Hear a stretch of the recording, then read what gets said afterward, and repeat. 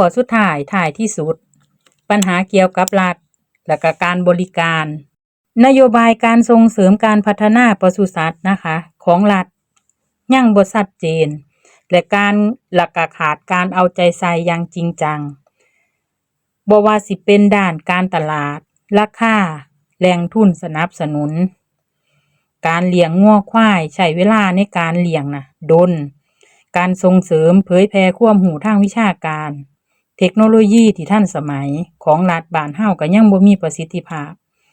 ขาดการสนับสนุนด้านการวิจัยและพัฒนาหรือขอตกลงทั่วไปในด้านภาษีศุลกากรการค้าตลอดทั้งระเบียบข้อบังคับต่าง